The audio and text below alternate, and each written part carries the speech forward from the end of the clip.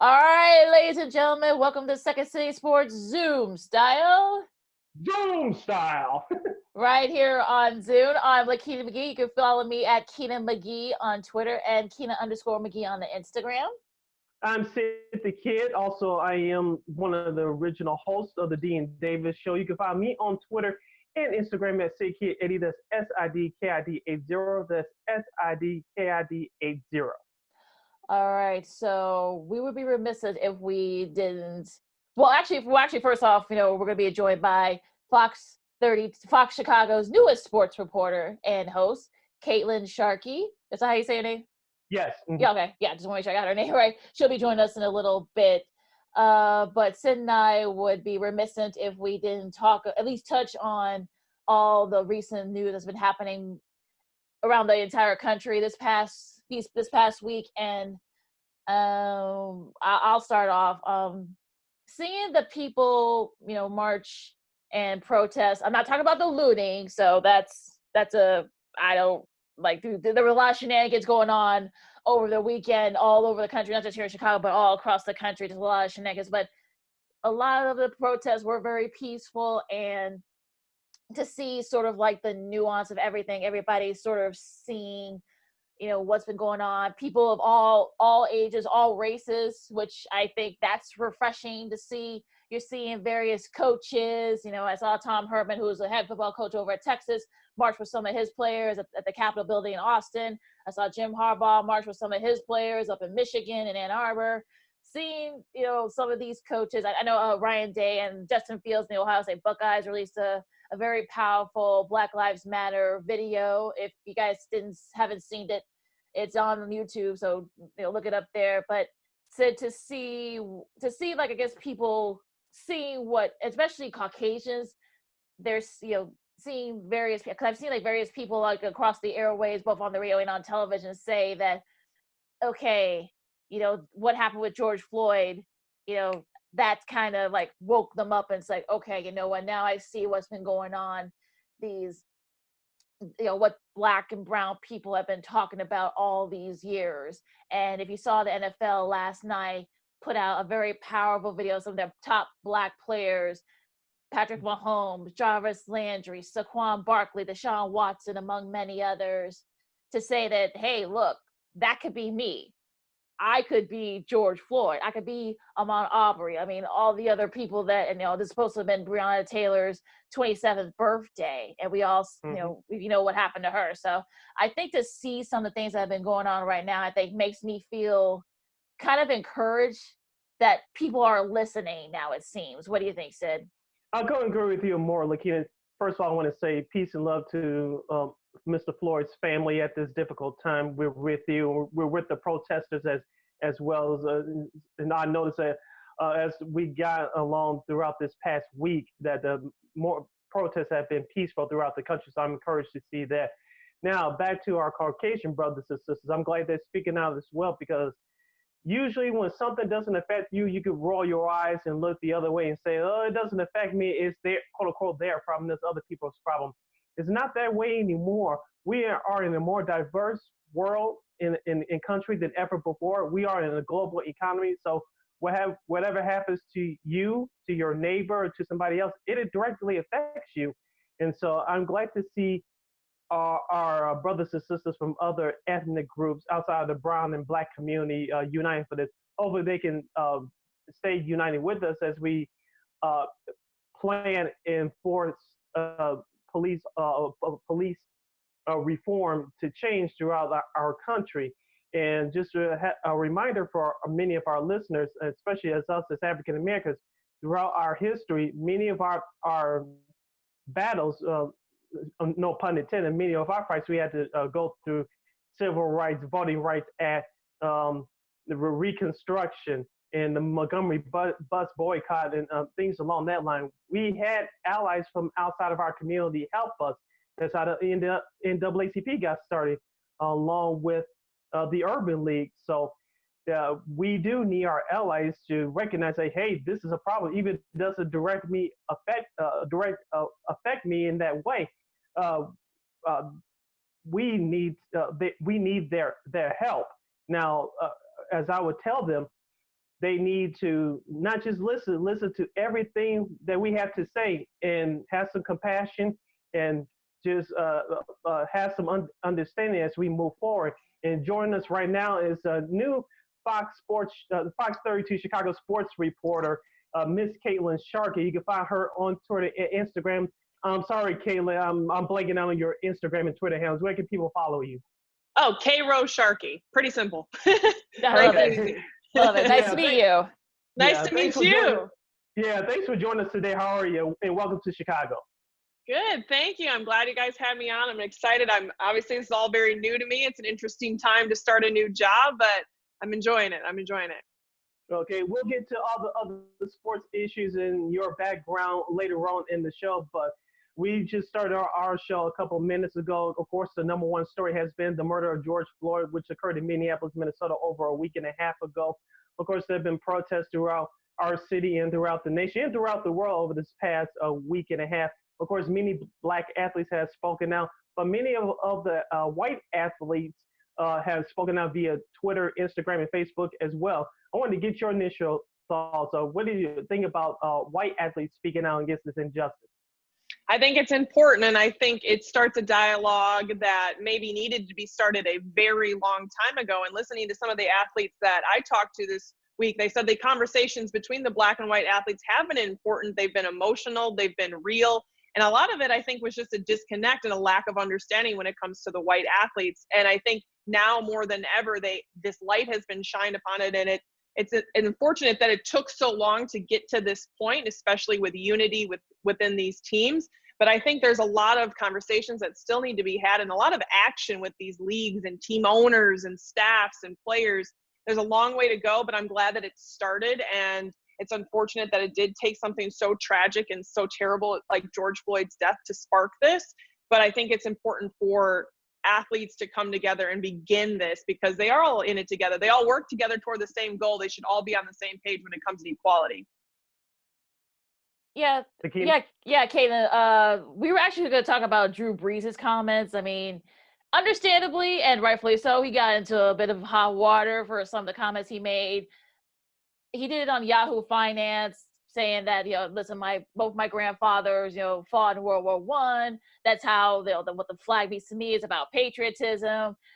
Needless to say, some of his teammates were not very happy with him. I mean, Malcolm Jenkins, who was the newest Saints, if you look up on his Twitter page, he had this 5-minute, a very impassioned, like other black athletes have impassioned speech saying that, look, yes, it may, that flag might mean patriotism to you, but for me, it's something totally different.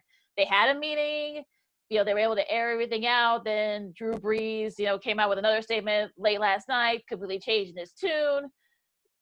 I mean, Malcolm Jenkins was the first guy to kind of forgive him. We'll see if, other guys like Mike Thomas, Alvin Kamara shared a very passionate story about his background and what he went through.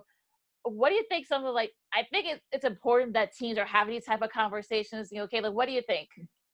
Initially, I think Drew Brees just missed the mark, and he missed the whole point, and he missed and now, of course, he's going to apologize. I'm sure his teammates reached out to him. He got dragged through social media, understandably so. But it's to me, it's at the point, are you apologizing because it was so not well received and because you are getting, this feedback? Or are you genuinely sorry for what you said and the fact that you did miss the mark? Because it just seemed like he missed the entire point. And like you said, these teams are so diverse as it is. It didn't make sense to me. And especially when everyone was kind of understanding what everyone is fighting for and protesting for and voicing their opinions.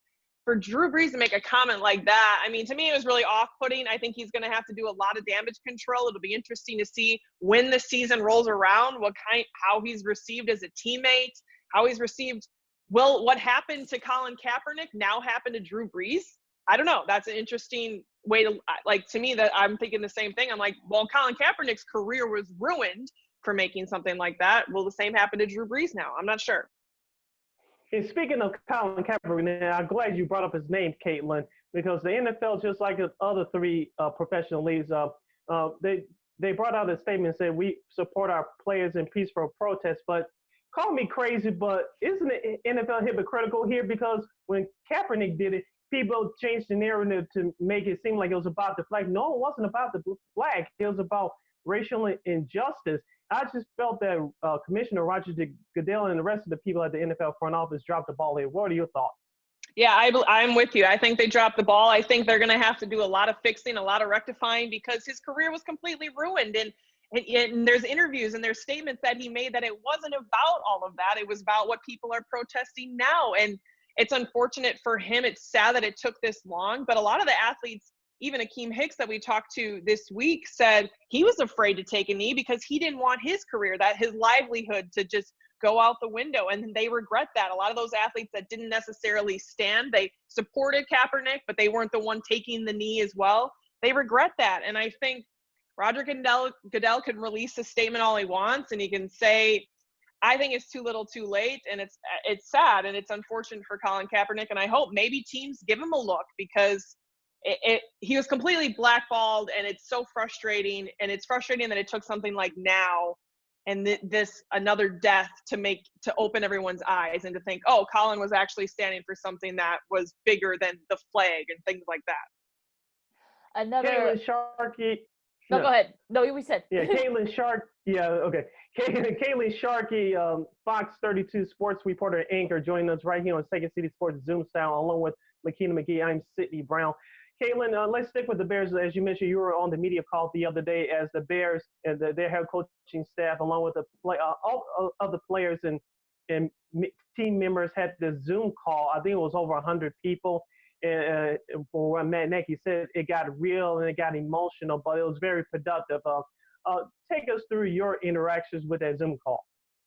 It was interesting to hear Matt Nagy say it was one of the most powerful meetings he's ever been a part of, and one that he thinks will be the most powerful meeting he's ever been a part of. And then to hear Akeem Hicks say before they did the call, like, Hicks was not about the call. He thought it would be the NFL trying to control the narrative, trying to steer them in a certain direction. He was not hopeful about it at all. And then they went on this call on Monday, and it took, it was 2 hours. There was a number of stories that were shared. 40 people spoke. So I don't know if you still have me. Do you have me? Yeah, we hear you. Okay. 40 people spoke. And so after the call, I think the direction changed. They were excited about it. But initially, it was interesting to see the different perspectives, how some of the players weren't looking forward to a call. And then they said they came out with a lot of learning and growing and understanding and a lot of emotion, because, again, these conversations, it has to start somewhere, and it has to start within your team. And little actions about players Akeem Hicks referenced something about like the tight end group, which is predominantly white, not just sitting together at lunch and dinners and things like that. And it's those little actions that a lot of people don't think about, but that's how a locker room can be divided when it comes to race. And that's something they want to change. I think about Vic Fangio's comments that came out about the same time, basically saying that, hey, I don't see color, I don't see any racism going on in the NFL, but I would implore him, and no, he's apologized, taking a little bit back, but I would implore him to ask his fellow AFC West coach Anthony Lynn, who of course coaches the Chargers, and also his old coach Lovie Smith. I'm sure he went through a lot of racism when he was looking for a job. So, but at the same time, though, I if you saw Kyle Shanahan's comments, the coach of 49ers, his comments yesterday, you saw Jim Irsay, who's the GM for the Colts, say, listen, we got to be better. I got to be better, and I got to look into see. So do you think this will finally kind of peel the onion, if you will, to sort of like soften the division and kind of create more unity, Kaitlin? Absolutely. I think it will. It's going to take time. And I think a lot of people will wonder how they can do it, right? Because it's one thing to say, yes, I do believe this. I want us to be united. I believe in equality. But how do you do that? And how do you do that at an NFL level when it comes to coaches and owners and players and staff? And so I think the NFL needs to take a good, hard look at themselves from the top down and see how they can make actual tangible changes. Because it's one thing to release all these statements. It's one thing to record a video and post it on Twitter saying that you stand with all of these things. But if we don't see any change, we're going to be right back here again. I couldn't agree with you more, Kaitlin. I wanted to ask you, ever since the protests have been going on over the past weekend and a half, have you had any conversations with people outside of the white community, Black Americans in particular, Latinos? And if you have, what were those conversations like? And what was your experience like in those conversations? To me, it's been a lot of me taking a step back and just asking, like, how are you doing? Are you okay? It's a heavy time. It's an emotional time. And whatever I can't, there's the privilege where I can't relate and I can't understand. So it's trying to talk to people and understand, what can I do to help? How can I help? What's gonna make this better? How can I understand just listening to all these stories? I mean, it's been a lot, and it's good because it does open a dialogue. It makes people feel more comfortable to ask, like, what can I do? What have you been through? And I think people just need to hear that. They need to hear specific stories and ways that they can help, because like I said, it goes back to the athletes. They can all stand, we can all be in this together for equality, but if we're not actually doing anything and we're not having these conversations and tangible changes, it's not going to matter.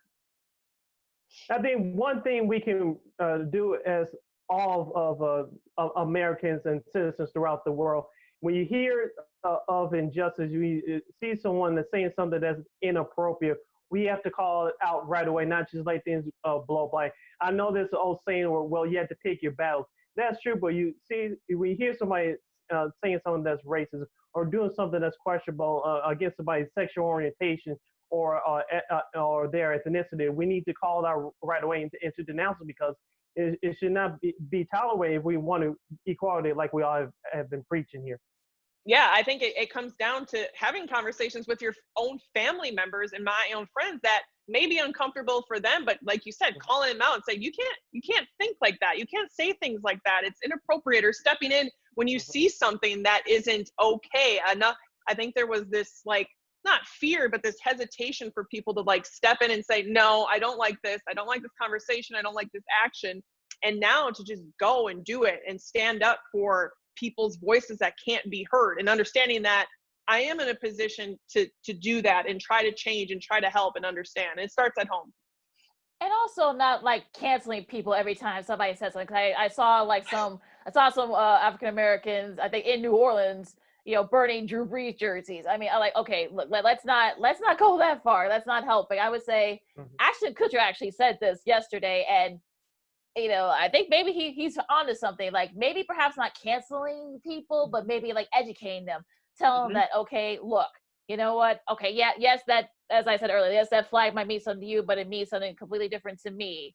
And Jake Fromm caught some flack yesterday for some old text that came out of him saying something stupid and racially insensitive. So I think that's the kind of thing also I think that needs to be education. I think that's going to be the most prominent thing here, knowledge. Right, because if we just start canceling everybody, what are they going to learn? And I think that's where you made a perfect point, because it's so easy to be like, oh, they made a mistake, they said something stupid or racially insensitive.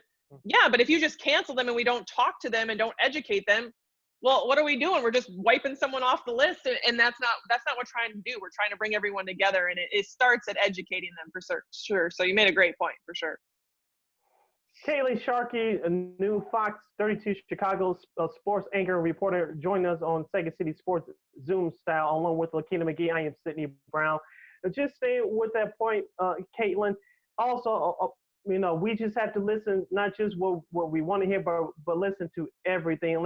Let's be compassionate, and let's be respectful for everybody's viewpoints. We could do that and being respectful, like you said, instead of just throwing people under the bus right away and so quick to judge. I know I'm working on it now myself, but we have to be patient and let people have their own views, because like we all been saying, if you cancel people without hearing everything, it's just the goal to equality won't happen at all.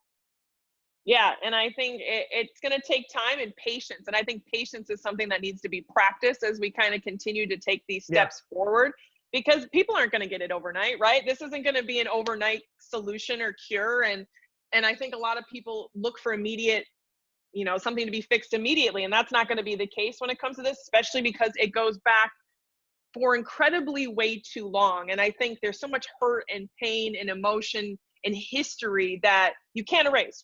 And you have to just look forward now and understand how we do that. But you have to practice patience, because it's going to take a lot of it and a lot of heart and empathy and compassion to get us where we need to be. I know you had an interview with Allen Robinson a few weeks ago, and one of the many things you were discussing with him is about how he's been training throughout the off season during this quarantine time. Before we break down the meat and potatoes of the interview, what were your initial thoughts about Mr. Robinson? What were your first impressions of him as you did the interview a few weeks ago? Yeah, he was. He's very. He's very engaging. He has a great personality. He just won another role model award with the Bears, and I think he is one of the leaders for that team. And it was interesting to listen to his perspective. Obviously, this was a couple weeks ago, but even his perspective on COVID and how to make an adjustment. And I mean, it's such uncharted territory for everyone, but like athletes, he doesn't know what the future of his livelihood and his career will hold. So it was fun to see and listen to him think of the creative ways that he's working out and what he's doing to stay busy and how the team is staying united. I think he's a great, great young man. I think his future is very bright, and he is a great receiving threat for the Chicago Bears. And also during the interview, he talked about his relationship with Bears as of right now, Bears starting QB Mitchell Trubisky. Just in case those folks missed the interview, talk to us about how Robinson's relationship with Trubisky has been throughout this time during quarantine. He's very confident in Mitch. You know, I asked him about the thoughts on Nick coming to the quarterback room and Mitch, and he's very confident in Mitch. He's supportive of Mitch, but he's also not, discrediting Nick Foles or anything like that. But it was interesting to hear him talk about the work that he's doing with Mitch.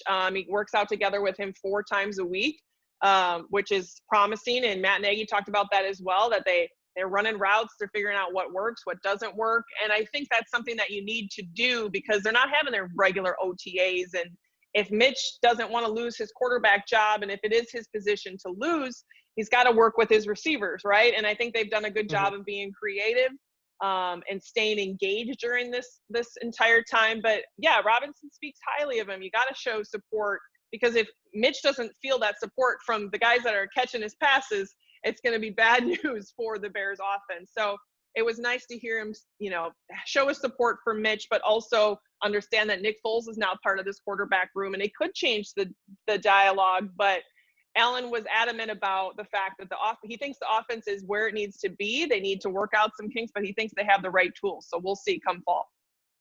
How do you think that all the Bears, not just the Bears, but all the teams are going to have to adjust to this, because they haven't had OTAs, they haven't had no rookie mini camps or anything like that. They've actually just opened up all the practice facilities. I don't know what the Bears story is, or is Hal's Hall going to be open?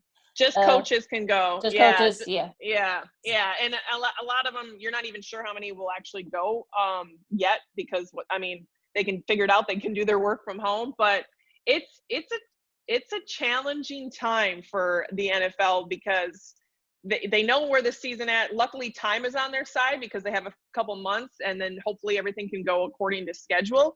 But they're juggling a lot. They're juggling tough conversations about equality, not to mention COVID-19. Danny Trevathan was adamant on the Zoom calls this week about, yes, we need to talk about racial equality. He goes, I'm also afraid of COVID still. And I think that's a very real fear for these guys, because it's a very physical sport, as we all know, and training camp is usually in July.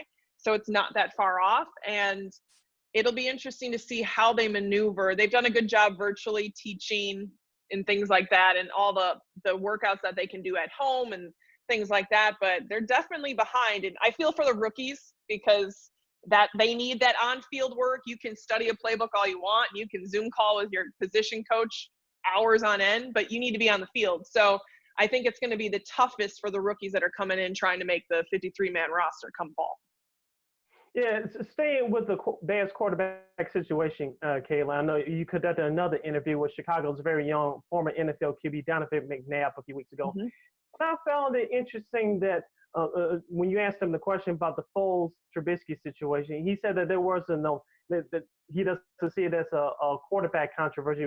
Even though I know this will be your first year covering the Bears, but from the outside looking in, do you think that what did you think about McNabb's answers? Because I think that there's potential that it could be a quarterback controversy. When someone says there isn't going to be a controversy, there's nothing to see here, is always the opposite. What are your thoughts about his answer? Exactly. I was surprised he said that, and like, I don't think maybe controversy is, maybe he was thinking it won't be, but there will for sure be a competition. I mean, there's no question. I think I couldn't even say right now who's going to be the starting quarterback, and I'm not sure Matt Nagy or the Bears offensive coordinator, all of them know who the Bears starting quarterback will be, and it may take a couple weeks into the season, preseason, before they even decide, because they can't see these guys on the field. So I think the competition is very real. It'll be interesting to see. We were supposed to hear from Mitch Trubisky and Nick Foles this week.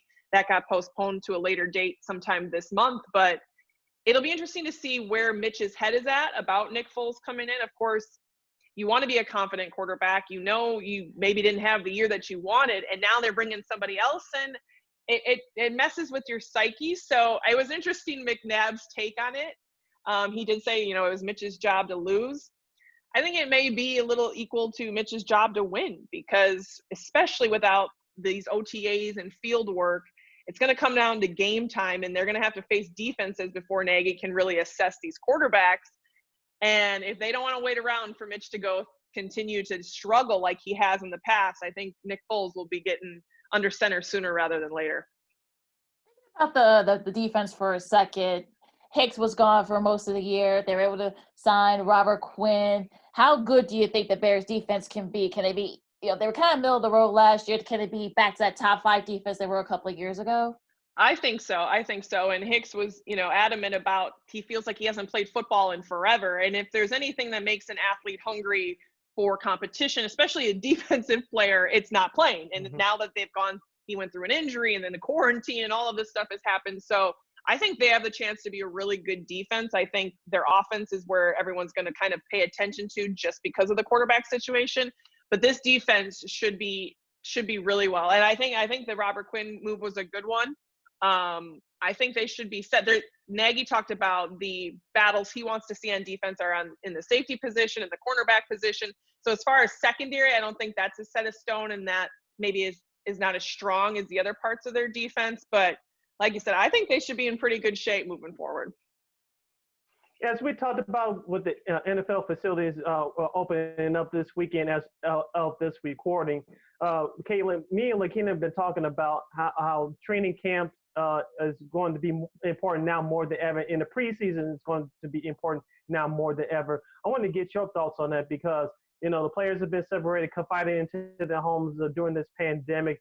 Talk to us from your standpoint of how important the preseason and training camp is going to be.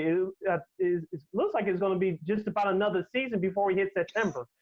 Yeah, it will be. And it'll be interesting to see. I think training camp and preseason, we'll figure out real quick who was working out during the quarantine and who wasn't working out during the quarantine. And I think that's something that if guys haven't started thinking about that already, they should, because it's easy, you know, in March and you're just kind of relaxing, and then all of a sudden April comes and you're still not that motivated. Okay, well now we're in June, and your work or lack of work is going to show. And training camp, like you said, will be huge, because it levels the playing field for a lot of guys, especially these rookies and new players that are coming to the team, free agents that are coming to the team. It'll be interesting to see how they can bring them all together. And of course, in the back of everyone's mind will be the safety and health and concern of these players. So I think it'll be a training camp and preseason like no one has ever seen before. And one that, I mean, usually preseason people are like, oh, I'll watch a couple games, I'll watch a quarter or two. I think all eyes are going to be nonstop as soon as these games start. Rightfully so, because we all want sports back. But I think we're going to see who used their quarantine time wisely and who watched too much Netflix during it. Oh, it'll be very telling, that's for sure. Yes. in that sense. So I kind of want to switch gears here and, you know, for a little bit and talk about the NBA, because the NBA, you know, came out, you know, the NBA is back, as, you know, a lot of are saying that, and, you know, 22 teams have been invited to do kind of like a March Madness style kind of thing. Unfortunately, the Bulls will not be there, which Sid, I think we could all agree that was actually, you know, pretty smart pretty smart move. So how do you think with this new adjustment? Because it was unanimous. Oh, actually, Portland was actually the only team that did not go for this, which is weird because they would actually be invited in this scenario. So how do you think the adjustment is for the NBA when it's coming back? It's not going to come back till July, but how do you think assess of what's going to happen here with this new sort of like tourney style tournament, if you will? I think it'll be fun, and I have to give credit to the NBA and Adam Silver and the Board of Governors, because from the minute that COVID became a legitimate concern, they were kind of the pioneers, right, for how to like shut down the season and handle things. And then when it became to how are we going to figure out this season, they were right on the ball with, okay, this is the format, this is where we're going to play, this is how we're going to keep our players safe. And I mean, baseball can't get their act together, so I think the NBA continues to be a pioneer for other leagues, and I think it'll be fun to watch. It's going to be interesting to see the timeline of things, because the teams that weren't invited, like the Bulls, will now have 8 months off before the next season, whereas teams that play until Game 7 of the finals, they're just going to go right into the next season. So it's interesting to watch the timeline. I think it'll be fun. I think these guys are going to be more than ready to just gear up and play and fight for a title. Obviously, I'm pulling for the Bucks just because I'm from there, and I think they have a legitimate chance to win it all. But again, it kind of there's like this level playing field, and you're not sure who's been working together, who hasn't been working together. But I have to commend Adam Silver and the NBA for figuring it out, figuring out how to do it safely. And at Disney World, it just like makes it even more fun and exciting, and kind of takes you back to like those childhood tournament weekends you had or you watched, where it's just a bunch of guys playing pickup basketball, and now we'll get to watch that and on a large scale. Kaitlin, me and Lakeena have been talking about on this show for the last few weeks that the NBA has been talking and behind closed doors for the last couple of years about a play-in tournament or reformatting the playoffs altogether. And I've been saying on the show the last couple of weeks that just for this year, because we're on unprecedented waters, that you can try this 1 through 16 reseeding of the tournament. And I think as long as we don't have any major injuries to any of the big-time stars, I think this could work out for this year. Now, will it be the plan moving forward? I'm not sure, but we all know this is, at least we know that the NHL will get on them later in baseball. Those three leagues will not have any fans in the stands. At least with the NBA, you're going to have record number of viewers watching because they cannot attend these games. But the NBA has been more progressive in trying out new ideas. Not all of them going to work, but at least they're thinking about it and taking some steps ahead. I think at least for this year, it's a great idea. I know they had the play-in tournament, but reseeding 1 through 16, I think is great. As I mentioned that initially we thought that ESPN and Turner wouldn't sign on to this, but if it turns out better than what we thought, this may be the way for the future. I want to get your thoughts on that. Yeah, it could be. I think especially like you said, if it does work out, and anyone that complains about the seeding or the play-in and, where we were at in the season, if you weren't where you were going to be by March of the NBA season, you got to look at your team and you got to look at yourselves like, we don't deserve to be seated in this position. We didn't deserve to be invited to this kind of tournament. So I think it shows, and it kind of creates this, because people joke like, well, the first half of the NBA season really doesn't matter. Well, that may change now moving forward, and people may look at games differently and scheduling differently if they want to be a legitimate contender when it comes to later in the season. And I think this kind of allows for that. But I'm excited about it. It may change the future. It may go right back to the way it is. My hope is that everyone can stay healthy and they can do it safely, and that it does work, because I think a lot of like ideas and brainstorming and work has gone in behind the scenes, and like you said, talks behind closed doors about this, and just showing that they want to make the effort and they want to figure it out, and that all these teams are on board speaks volumes for the way that league operates. It'll be interesting to see, how they set up these seedings, because especially with those last 6 teams that would get in, I know it's like 8 games I think those 6 teams are going to play to get into the tournament. So I want to know how that's going to work out too, because what if, heaven forbid that maybe Portland, I don't know how they're going to go by conference or anything, but what if Portland upsets your Bucks, Kaitlin? I know. That's like the one fear. And like Washington of all teams can actually have a chance to going to the NBA Finals. So, oh no, I'm just pointing out the scenarios there. That's a very real fear. I'm sure fans especially are like, wait a minute, and especially because these guys haven't played together in so long, it's going to take one random slip up and then they're knocked out of the playoffs. So yeah, I don't think it's a perfect system by any means, but it will definitely put all eyes on it, and it'll definitely be a nerve-wracking experience for those who think their team's headed to the NBA Finals. I'm just saying, Sid. I'm just saying. I know I freaked Sid out for a second there. Yeah, that's what we do. We put things out there that make sense. We make you think. Kaitlin Sharkey, Fox 32 Chicago sports anchor and reporter, joining us right here on Second City Sports Zoom style. And Kaitlin, let's go to baseball real quick. Excuse me for my tone of voice. I'm not yelling at you, but I just need to say this. I've been saying this for the last couple of weeks, so along with Lakeena. The owners have been picking the fight with the Players Association. You want to play 114 games? The players, we want to go with 81. Oh, we can't divide this money up right. We can't do this, can't do that. It's just like, people, can you stop, especially to the owners, stop picking a fight in the media. Keep your stuff behind closed doors and get a deal done. Can we do that, please? What's your thought? I totally agree. I think it's been frustrating to follow baseball, and it's frustrating when people ask, like, oh, do you think?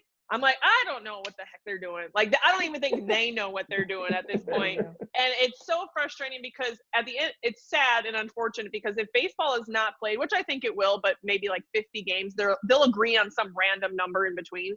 But to me, it's like you hope that somebody doesn't come out a villain, right? You know, is it going to be the owners that everyone's going to – and I get it. The owners have revenue that they worry about, and they have bills they need to pay, and everyone looks at it as a money battle, and it is, and I don't want the players to become the villains because yes, you may make this amount of money and people can't fathom making that amount of money, but when you take it back 75% and you live this lifestyle and now you can't keep up with your lifestyle because you're not making money, it's just this battle back and forth, and it is unfortunate. I think they need to just decide on a number of games, quit telling us, or who's ever leaking this, like you said, whoever's leaking these sources, like, okay, now they're going to play this, and they're going to play this, because I feel like the baseball saga has gone on too long, and they're running out of time. Like, that is my thing. It's like, it's June, and you guys have no idea what you're doing yet. You don't know how you're going to play things and how many games you're going to play, and if your players aren't on board, sorry, you're not going to have a season. So I think they need to get their act together, and quickly, because they're running out of time. I said this last week on the show that if baseball should not agree to whatever and omit this 2020 season, should they not play at all? I don't think it's going to be as bad as 1994, but it could get ugly because the times that we are in our country, you know, a quarter of our citizens are without jobs, and is millionaires fighting with billionaires. It's just bad optics, and we all heard and saw what Tampa Bay Rays starting pitcher Blake Snell said. I know he has to look out for himself, but it was just bad optics putting out in public. He wasn't misquoted. He willingly put it out there, but I think it's just bad PR for baseball. And you have to wait a whole year to play in 2021 should that happen. And number two, you have the collective bargaining agreement that's up at the end of next season, so it sets a bad precedent. Yeah, it'll be a bad look, and especially like you said, the state of the country. And yes, people say there's bigger battles to fight, and there certainly are, and sports is not high on that list, but sports brings people together, right? And sports is something that eases the mind of people of all different backgrounds and races and cultures, and I think that's what's beautiful about sports in general. So for baseball to kind of rob us of that during all of this that's going on in this country, in this world, it would be a shame for sure. I'm hoping that they can get together, if it is just like 50 or 60 games. I mean, just agree on something, because this grandstanding that's going on both sides, especially after what Tom Ricketts said, some of his comments. I mean, that nobody really wants to hear it. I mean, people want baseball, people want sports, and you know, it looks like NBA is getting it together. You know, the NHL, you know, they got their stuff together. We'll talk about them. You know, talk about them in a bit. I know Sid is itching to talk some hockey, but the baseball aspect of it, it's just terrible. I mean, people have very short attention spans, And unfortunately, if they don't get a season, I'm not going to say that, they're going to be an afterthought, but listen, they've been having trouble with the ratings and, attendance. It might be a big issue here.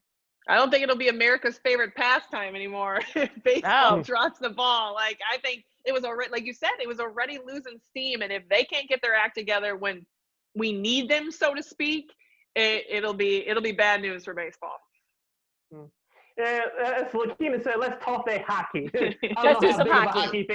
I don't know how big of a fan of hockey, of the game of hockey you are, Kaitlin, but of course the NHL, I think it was the first of the four major pro sports leagues to actually announce a plan. And for once, it looked like they were organized. Thank you, Commissioner Gary Bettman. But I want to get your opinion of this. A 24-team tournament. It's not the playoffs yet, but you have the bottom feeding teams that you have to qualify, which includes our Chicago Blackhawks. And I said this the last couple of weeks. The NHL can grab some new faces here if they market this properly. No, you don't have any fans in the stands, but you have all the Canadian teams in the playoffs. You have, I believe, all of the original six teams in there, including Chicago. So I think this could be something special. No, like I said, you don't have any fans in the stands, so that the Stanley Cup playoffs won't have the usual feel like it has been in the past. But I think the NHL can grab something here to draw momentum into next season. It doesn't matter who the winner of the cup is. I want to get your thoughts. Do you think that the NHL can really take advantage of perhaps grab some new fans along the way? I think absolutely, especially given the format and what teams are involved. And you have some really historic hockey franchises, some big hockey cities that are now part of this. And it's exciting for the Chicago Blackhawks. I've never covered hockey in my professional career yet because I've been in Wisconsin. They obviously didn't have an NHL team. But I think it is exciting. And like you said, great cities, great fan bases who won't be able to be there. But just like NASCAR saw the influx in people watching just because it's something to watch and it's something to be a part of and it's sports, right? And I think hockey has an opportunity to really capitalize on TV viewership and even merchandising because people can't be finding creative ways to engage the fans that, yeah, obviously you're going to miss that atmosphere and there's nothing like that in the middle of the Stanley Cup finals. But I think it was smart the way they did their format. I think it's smart that they're using these two hub cities, whatever cities those end up being. And again, it was nice to see a league come together, figure out a plan, and give something to the fans and to the players, especially because playoff hockey is just a special beast in itself. So I think a lot of people will be looking forward to that. And people that haven't experienced playoff hockey or have a team they cheer for, it'll be fun to see which bandwagons they jump on, who they end up cheering for, why they end up cheering for those certain teams. So I think NHL has a huge opportunity, like you mentioned. Yeah, I always tell people all the time they're casual hockey fans or haven't watched hockey before. I've attended 3 Stanley Cup playoff games in my life, all of them been Blackhawks, including the Mary Holzer game against Nashville in 2010 in Game 5. That was the best hockey game I ever went to. But with that being said, I tell people all the time, the Stanley Cup playoffs, there's nothing like it. Unless it's your team, you can enjoy it fully. When it's your team, you always on edge and blood pressure medicine. And if something can happen at any time. You can play a great game and your team still loses. So, and there's nothing like it. And those players do earn all 16 of those victories for the right to Lord Stanley's Cup. Yeah, I'm excited to watch it. I'm excited to see how it plays out. And I'm excited to cover hockey. Even though I won't be able to physically be there, I'm excited to finally work in a market that has an NHL team. So I'm excited. And the great thing about it is it's wide open. All the teams that are going to be in this have a chance to, have a chance to advance and go to the Stanley Cup and advance to the final. I mean, that's what makes these kind of situations. Yes, it sucks that this is the sort of thing that we have to do, but at the same time, though, you get more teams participating and everyone has a shot. So that's what makes it even better than that. Yeah, that's the coolest part. And I think it'll be fun to see which teams, again, come out ready to go and which teams are, you can tell they were sputtering a little bit, and we'll see. Who knows? The Blackhawks may come and have it all together and all fixed out and figured out and be a serious contender. We can only hope. I totally agree. Before we have some fun with you, Kaitlin, I want to go back to football and a team that you covered 6 previous years before you were hired here in Chicago. The Green Bay Packers, This past year in the NFL draft, with their first round pick, they selected Jordan Love, the quarterback out of Utah State. Listening to fans on the two sports radio stations in Milwaukee, many of those Packers fans were not happy, and rightfully so. Many of them said they should have taken a defensive end, but most of them said they should have taken a stud wide receiver, which a problem that the Packers had for the last couple of years. Aaron Rodgers is getting older. What were your initial thoughts when the Packers made that first round selection, taking up Jordan Love? I mean, I was surprised. I'm not surprised they drafted a quarterback because I do think they need one. They need to start developing one. I was surprised that where they took him. And I think that's what caught everybody off guard. It was like this, wait a minute, of all the position groups, and it's funny to watch all the mock drafts and like everyone guess what they're going to do, and then they come out and they draft this quarterback. It's going to be interesting. Again, there's no quarterback controversy in Green Bay. I think a lot of people will love to talk about that at the beginning of the season, but there isn't. It's Aaron Rodgers' team, and it will be for hopefully a longer period of time, but it will change Aaron Rodgers' mindset. And he was pretty vocal about it at the fact that, you know, now he doesn't know if he'll stay in Green Bay forever. And that was something that he was planning on doing. And now, well, they made it clear, like, you're maybe not our future for the long run. So I thought that was interesting. I still think they needed an offensive weapon, but if they didn't think a receiver could come in at that position in the draft, if they didn't think the receiver that they could get could come in and make an immediate impact, I think that's why they didn't do it. They don't need a receiver just to bring on who can't go in and play right now. So they obviously have faith in their receivers. I question that a little bit because outside of Devontae Adams, I think there's some serious, it drops off pretty quickly. But they must have faith in them. And it was fun to watch, to not be a part of that beat anymore. It was fun to watch the reaction and Twitter and social media just go bananas because I got so many calls and texts like, what are they doing? And I'm like, hey, I'm in Chicago. Like, I am not worried about this anymore. I do not want to talk about Aaron Rodgers anymore. It was pretty funny and humorous at the time. But yeah, it'll be interesting. I think the Bears and Packers will be more evenly matched this year than people expect them to be. I want to, since you covered the Packers, of course, the Bears returned to the playoffs a couple of years ago by winning the division over Green Bay.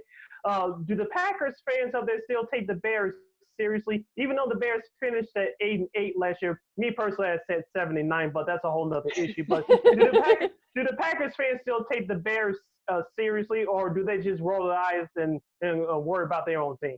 They won't admit that they take the Bears seriously. They'll be like, oh, it's the Bears, it's the Bears, it's the Bears. But when those games come around, I think anytime you play in a divisional opponent, you don't know because you're so familiar with the two teams. Yeah. Obviously, there's a big drop-off with some teams like the Lions and things like that. But when it comes to Packers-Bears, Packer fans are going to say, oh, yeah, it's the Bears. We don't worry about them.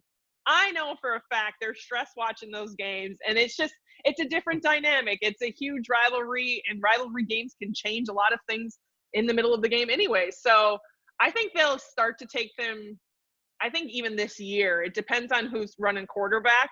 But even if Foles proves that he's going to take over and he's pretty good, I think Packer fans will be a little bit more nervous about the matchups for sure, especially with the Bears defense.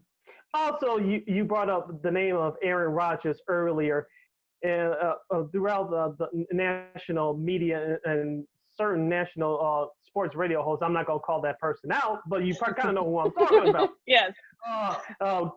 Rodgers is perceived to be this distant guy, this stoic guy, and I'm not going to say he doesn't care, but he's kind of standoffish in the sense of, in your dealings with him as a reporter for the last 6 years in Milwaukee, what was your relationship with Aaron Rodgers like? I don't think he's standoffish. I think he's just very protected, right? He's protective of the reputation he's built. He's protective of the Green Bay Packers organization, the franchise, his teammates. And I think when you get to a certain level like he has, you're going to act a certain way, right? Because there's all these eyes on you all the time. And I think he's a respectful quarterback. There's times he gets testy, but who doesn't? And I've always chalked that up to, like, how would I be? You know what I mean? Like, everything you say is scrutinized constantly. I think he's a good leader.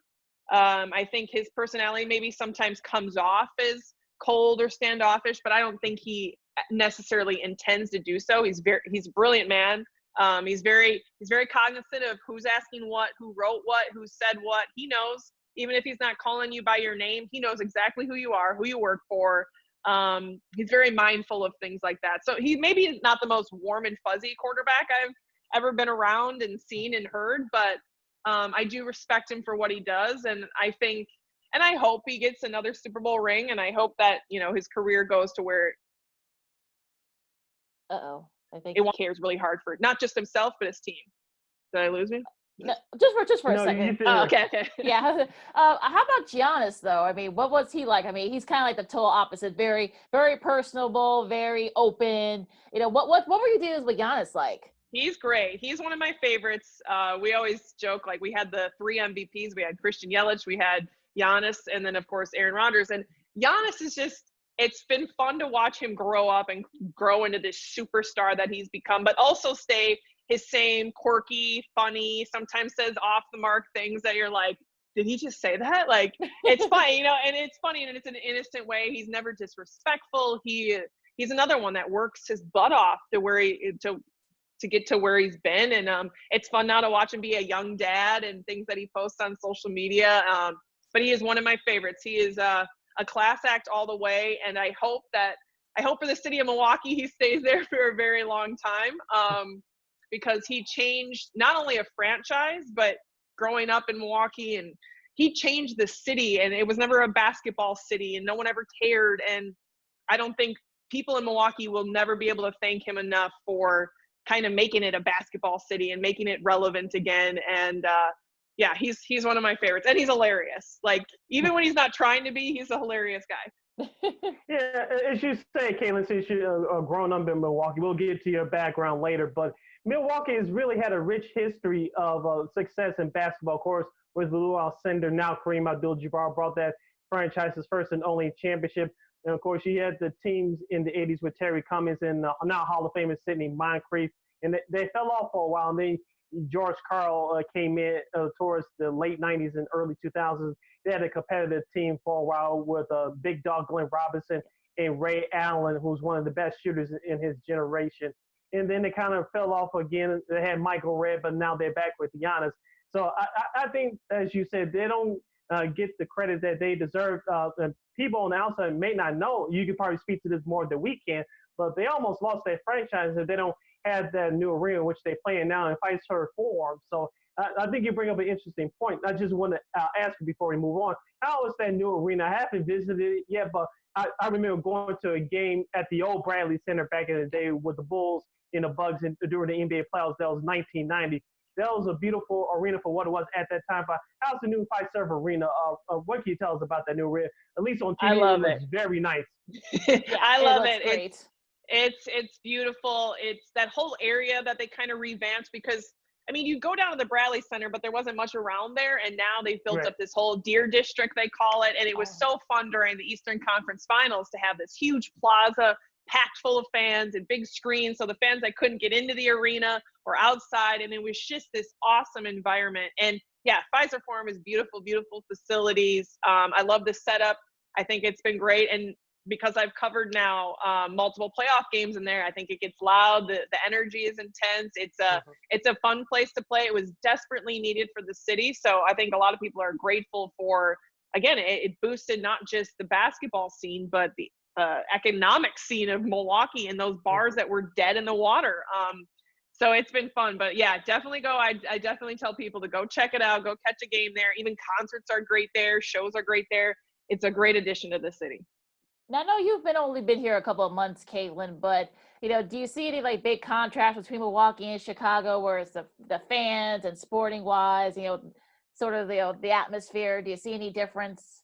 I'm unfortunately, I haven't witnessed any fans at games yet, but I think one of the reasons I wanted to come to Chicago was because I knew that they're super passionate about their sports.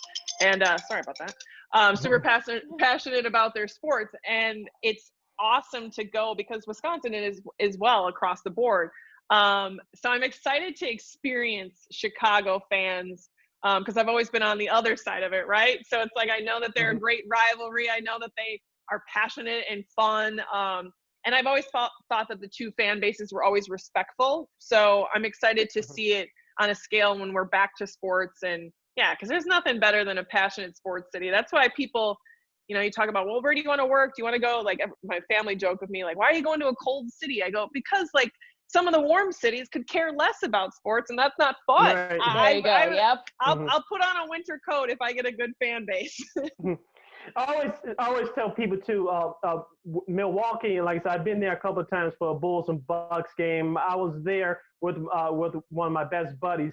He's a Cubs fan. I'm not, but I went with him to our game many years ago. It was the Cubs and Brewers in Miller Park. And Milwaukee, it's a northern suburb of Chicago. And Basically, yeah. May well know. Especially Cub fans, you can't get a ticket in Chicago to go to Wrigley Field. Those Cub fans jam up to go to Milwaukee's Miller Park.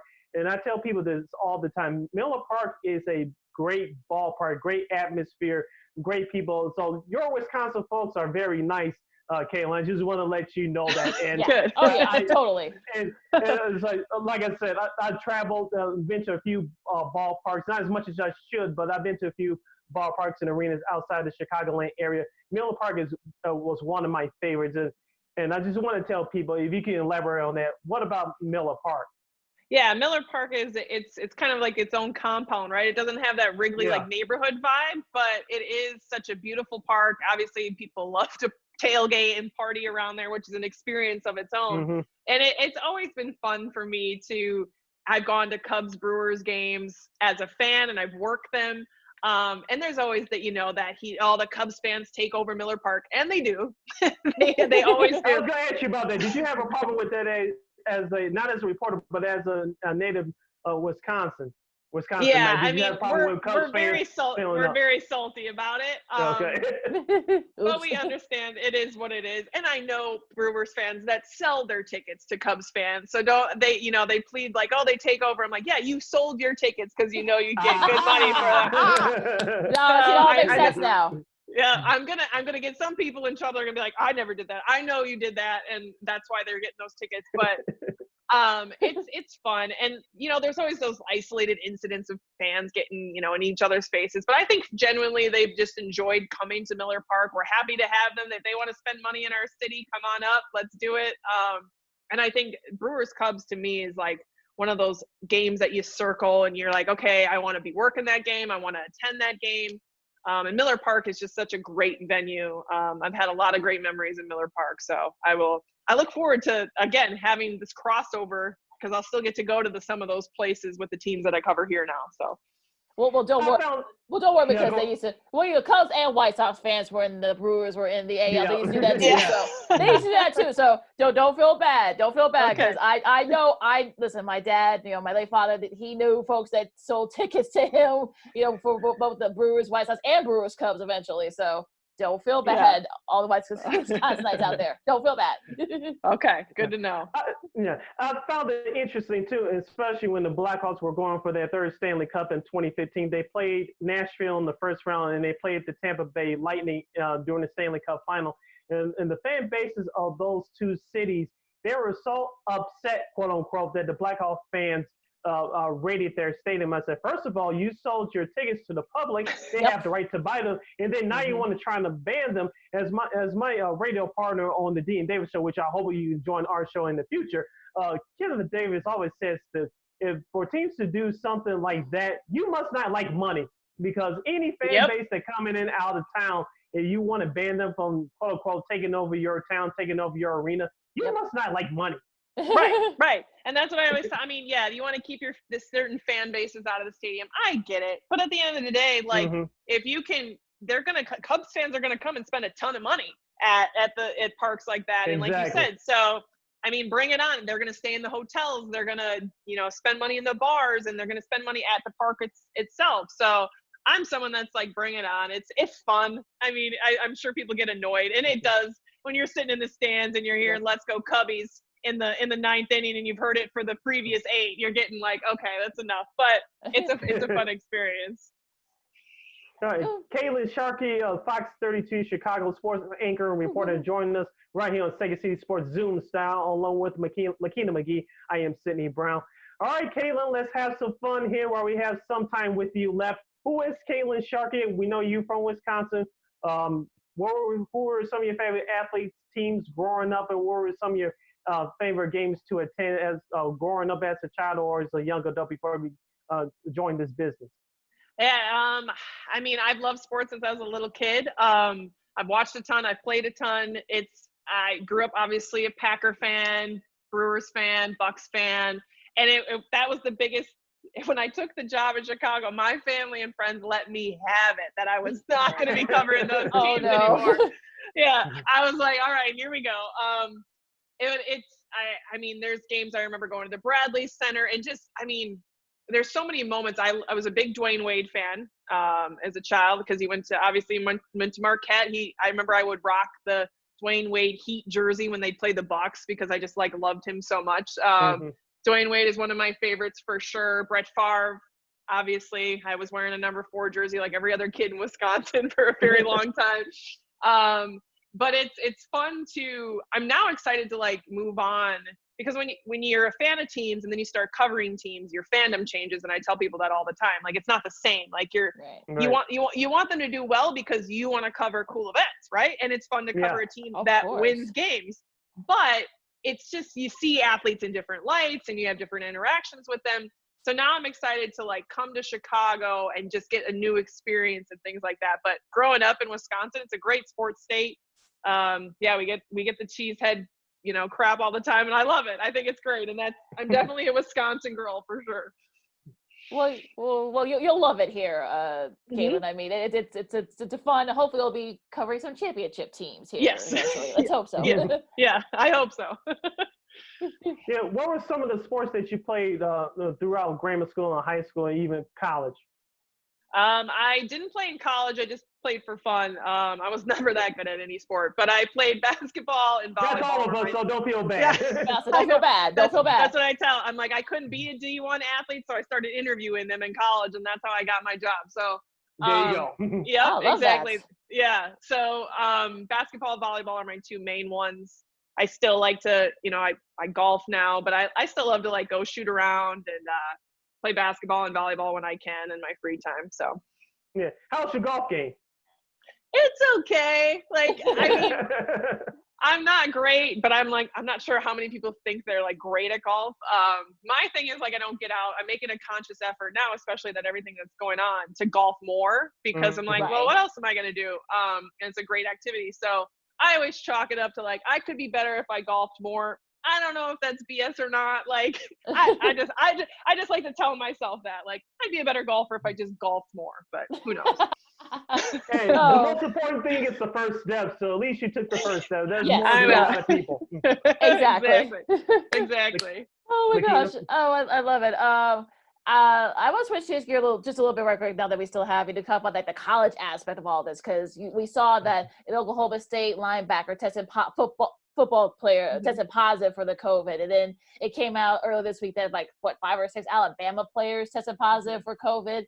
So I know you went to Milwaukee, so they don't have a football team, but how do you think colleges is going to adjust to all this? Because especially with the fall sports, I mean, yes, some schools have said, we're going to do in person, have students on campus, have players play. So how do you think the college is going to adjust to all this? College is interesting because some states, I mean, just the difference in how states can operate, because the difference in the state of Illinois versus the state of Alabama, are very different. So I think that's going to be the hardest part. It's been interesting to me to see how aggressive college sports have been on getting their players back in facilities and back on campuses.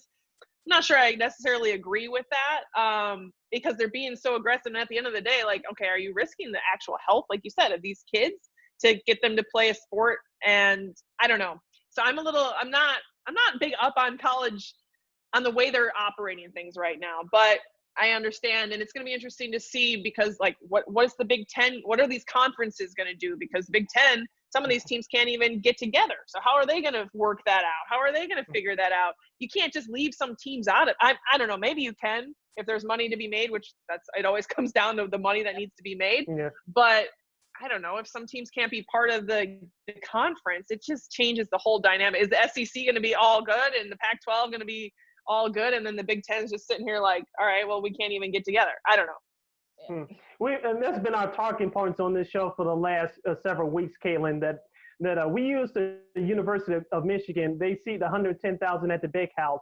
And I think we can all agree that we're not going to see that come the fall should college football start on time. If you see any fans, there'll probably be a quarter that maybe half, but probably a quarter that. And of course, The Ohio State University came out a couple of weeks ago, and they had all these models because the Horseshoe seats 80,000 people. It's safe to say we're not going to see that. There was one model that said you could have 25,000 in there. Another model said you could have 40,000 in there. I wanted to get your opinion. Should college football start on time? Do you think that we'll see fans inside these stadiums at all? And what do you see about tailgating? Because we all know tailgating in itself is an event. People socialize, and trust me, social distancing does not exist during tailgating. So I want to get your thoughts on that, about college football in the fall. Well, that's what's interesting about college football, because it's more of an experience going to the game. Whether these kids care about football or not, they're still going to go to the stadium, and that's a big revenue source for these programs. It's not so much, yes, there's TV contracts that are going to make money that way. But a lot of it is, like you said, packing 80,000 people in a stadium and tailgating and the experience and, the whole day that you turn it into like this social event. Whereas other sports leagues, people go to a game to go to a game. They want to watch because they're paying a lot of money for the ticket. It's a totally different vibe, at least in my opinion. But so, we're not going to see those big crowds anymore. I think some stadiums will be, maybe in Texas, they'll be like, all right, we're going to let 50,000 in, or we're going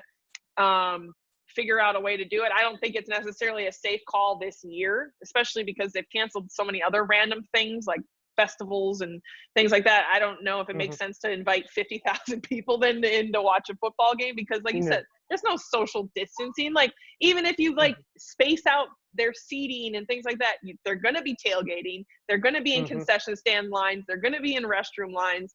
So I don't think, you either have to go, you can limit the number, but I think it's still maybe not a smart move to do this year. But I think college athletics is going to do what they're going to do regardless. Especially in the SEC, where I call it the Alabama Conference. You've been listening to them the last few weeks. Short of a natural disaster, they want to do what they want to do. Like, we're going to play, even if it's 2 people or 2 million people in there. We're going to do what we want to do, and yada, yada, yada. I'm like, okay, we'll see what happens. That's the SEC in a nutshell. I feel like they just do what they want. Yep. For sure. Yeah, it's going to be interesting to see, like you guys said, the SEC, they're going to do what they want. The Pac-12 have kind of come out and said, you know what, maybe we can probably do it. Maybe we can do most of the teams can do normally. And also the Big Ten, half the schools probably can't even really do anything right now. So that's going to be the whole thing that's going to kind of manifest. What about the non-Power 5 conferences? That whole thing is just going to be, everything's going to be kind of into chaos. Yeah, and no one's going to care. And that's what's unfortunate for those. And how is it going to affect recruiting? Because some kids are going to be like, I don't want to go play for a team that couldn't even play a game this year, versus teams that are like, oh, I'm going to the SEC. Like, the SEC needs any more help recruiting.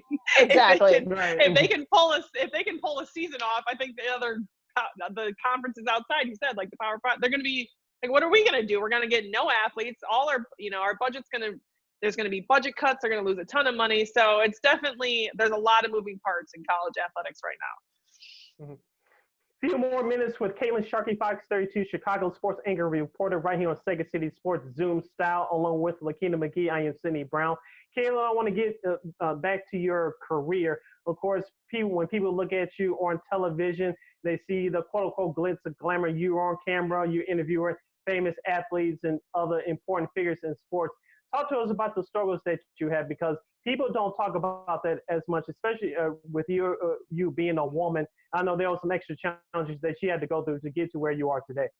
Yeah, it's definitely not glitz and glamour. I think my friends and family start to understand that now, because they've listened to me complain enough. And don't get me wrong, I love my job and I'm incredibly blessed and grateful for it every single day. But there are days I'm like, what in the world? Especially like when I first started out, when I'm shooting my own stuff, editing my own stuff, carrying 20 pounds of gear through stadiums full of fans, and kind of, it's definitely a grind. And I think this business and this industry, as you guys know, is not for the weak-hearted. You got to love what you do. You got to be passionate about it, because there's so much work and behind the scenes stuff that people don't see, right? They see my clip of interviewing Donovan McNabb or Allen Robinson, and it's like, okay, well, that was one part of my day. There's a lot of other stuff that went on, and even the productions when you travel and you're on the road with teams and you're working 16, 17-hour days. And I mean, just an NFL Sunday for me, you know, like those are 18-hour days on a Fox when you work for Fox, because you got pregame and you got postgame and you got the whole game. And so I'm happy with where my career has taken me over the last 6, now going into 7 years. It's been fun. It's definitely its highs and lows. You definitely question like how long you're going to grind and sacrifice, because I think your personal life maybe sometimes takes a little bit of a hit because you're just so focused on where you're going to be and what you're doing. But it's been a great experience. I feel like I've worked really hard at establishing my reputation. I think women in sports have come a very, very long way. I think they still have a long way to go because of the certain roles that they're often put into. Like, I think women can be more analysts and play-by-play and hosts, more or less, not just sitting there and asking questions to their male colleagues and they're just kind of playing moderator, or they're just a sideline reporter. Those roles and those jobs are amazing. But I think more can be done to expand a woman's role in sports. I was going to say, I totally agree with what you're saying, Kayla. I think people see, like, you know, oh, well, it's super easy, you know, but I think people don't see like how hard it is, because we know people who are in the industry. So, you know, people don't see how hard it is, how tough it is, how much of a grind it is. That, look, you gotta, you know, be mindful and aware. So I'm glad that you know you're sharing your experiences. I don't think people don't realize how hard of a job this is. Right. And I think it's something, I mean, there are sports fanatics in this country that may know more about sports than I do, or may know every history and date and things like that. But I always tell, you know, it's always funny with even the guys that I grew up with, they're like, well, I knew this and you didn't know that. And I'm like, yeah, but can you do my job? And I think it takes a certain skill set for broadcasters, radio hosts, TV analysts, all of that. It's like, yes, you have to be knowledgeable, but also how do you present it, right? Exactly. And I think that's something that people overlook. There's a lot of people that can talk about sports all day long, and sports gambling's become a huge thing. And it's just like knowing what your strengths are, your weaknesses are, and understanding that everyone has a special skill set and a special talent. And it's fun to watch people kind of rise in those specific areas. I wanted to ask you about the treatment with a female sportscaster compared to your male counterparts. I talked to female sports broadcasters throughout the years, and they said they felt this pressure to be on point and to, for the lack of a better term, get everything correct, because if the male sportscaster misses a couple of things, they're forgiven. When the female sportscaster misses something, oh, she doesn't know what she's talking about. She's there because she's a pretty face. She's there because they need to prop her up and this and that and the other. I wanted to get your thoughts on that. Do you think that's unfair? Yeah, I mean, it's definitely something that they're quick to, you feel like your margin of error is even smaller, because you don't want to be, you just hold yourself to a higher standard because you want people to take you seriously. And it's one of the, I try to look at it as a compliment, and I know most people do compliment it, are trying to be complimentary when they say it, but they'll be like, wow, you actually know what you're talking about. And I'm like, well, no kidding. Like, gosh, like but it's something, it's comments like that, or like you say, if I misspeak once, I'm on Twitter like, oh, this dumb broad doesn't know what she's talking about. I'm like, well, it is what it is. You just have to have a tough skin. I think women can continually, I think there needs to be more building each other up and not look at us as direct competitors, because it's like everyone's fighting for jobs in this industry. It's not like, oh, well, she just wants, you know, I don't like you can like more than one female sportscaster. And I think that's something that is often not looked at by, especially men that love sports. It's like, why can't you like us all? I mean, we all talk about the same thing. So yeah, I definitely have felt that pressure to don't misspeak, maybe don't share your opinion as much. I've learned over the last couple six years to be more opinionated and be more vocal in how I feel about a certain issue, because starting out, it was like, stick to the facts, stick to the stats, don't give your opinion on how you think this athlete is, and you just got to own it. You got to own who you are, male or female, and just realize, like, some people are going to love you and some people are going to hate you regardless. So you just got to keep doing you and be confident in the work and your preparation. I think you kind of answered my next question, but I'll ask it anyway. I know there's some people that are listening to us right now that's trying to get into business to do what we do and take their game to the next level, as the kids would say. So what is for people that are out there listening that want to do what you do or do what we do, what advice would you give them? To network, to make a lot of connections, even if you think it's not. I'm not saying network with people that you think can get you a job. Those people are important to network, but also just network with people in the industry, because it's a big one, but it's also a very small one. And it's been amazing to see how many connections you're like, oh, I know that person, or I worked with that person, and the impressions that you can make on people just that way. And I mean, I got my second job in Green Bay, I got because the sports director there saw me just like carrying my gear every day, hustling every day. So just be mindful of, like, people are always paying attention. People know who works hard. People know who don't work hard. So I think it's just a combination of that, and just being yourself, own your personality. You don't have to mold yourself after someone just because they're making $10 million a year for ESPN. That's great for them. But be your own person. Be yourself and just be authentic, because people can tell when you're not authentic. That, at least I feel like people will be quick to call you out if they don't believe what you stand for. I also tell people all the time too. Yeah, I tell people all the time as well, whether it's TV or radio, especially radio, you have to be versatile. You can't just snatch a mic and just talk sports like what we do. You have to research topics, come up with creative ways to have new segments added. Do updates, because that's what I did, when we were doing the Dean Davis show, just produce book guests. So you have to know everything about the business, not just one thing, especially now in this age of social media. You can't just be limited just to 1 or 2 jobs anymore. Yeah, and you have to be, it's a number of different platforms, how you handle your social media, and it becomes like, some days I'm like, wow, my TV part of it, whether I'm like posting on social media, doing interviews, the 2 minutes you see on TV was like the easiest part of the day, and it was just such a small part. So it's a versatility thing, learning all aspects of broadcast and journalism, and watching reporters and reading how they get their stories and how they build relationships with athletes, and a level of trust, because you can't just hit up athletes for a scoop all the time, because they know that, and they want to trust you, that you got to care about them all the time. And those are valuable lessons for people that are coming into this business. Lakeena? I think like more like, nuance, like we've been saying, I did updates, I book guests, and I think that's the kind of thing, like the versatility that Sid was mentioning.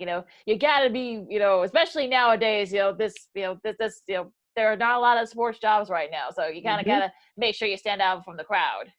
Right, and sometimes it's hard, because you feel like whatever you do, you don't stand out. And I think a lot of times in our society has been standing out as the number of followers you have, and that's not necessarily it for me. I think you can still make an impression doing the work, and even if someone's like, oh, I've interviewed them, or I've talked to them, or I've had them on my show and they were great and I enjoyed it, that to me goes such a long way in building your reputation and your brand, so to speak, as much as I hate that word, but it all kind of goes, it all kind of plays in together. And I think people need to understand more of that. It's more than how many followers you have on Twitter, Instagram, Facebook, anything like that.